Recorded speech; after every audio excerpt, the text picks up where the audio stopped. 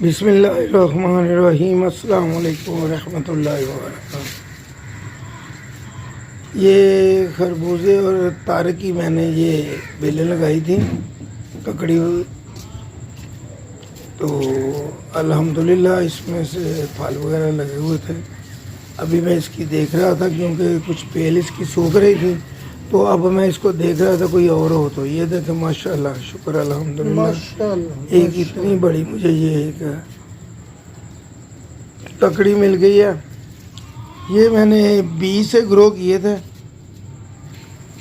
تو یہ آج سے 3 ماہ پہلے میں نے ان کو 20 سے لگایا تھا اسی کیاری کے اندر ہی۔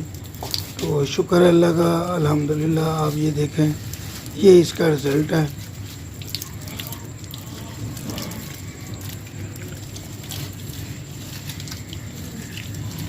پہلے بھی اس کے اوپر لگی ہوئی تھی، یہ ایک اس کے پیچھے پتوں کے اندر ایک یہ ککڑی پڑی ہوئی تھی، تو میں نے کہا اس کو آج اتار لوں اور آپ کے ساتھ شیئر کروں۔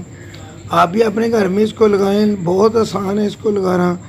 یہ عام بالو مٹی میں تھوڑی سی کمپوسٹ مکس کر کے آپ لگا دیں، بیج لگا دیں، تو اللہ کی مہربانی سے اچھا پھل مل جاتا ہے۔ گھر میں سبزی خود آرگینک تیار کریں، اور اس کو جب آپ استعمال کریں گے تو آپ کو پتہ چلے گا کہ اس کا اور باہر کی سبزی کا کتنا ذائقے کا اور صاف ستھری سبزی ہونے کا کتنا فرق ہے۔ اسی طرح اس میں اور سبزیاں بھی لگ سکتی ہیں۔ السلام علیکم ورحمۃ اللہ۔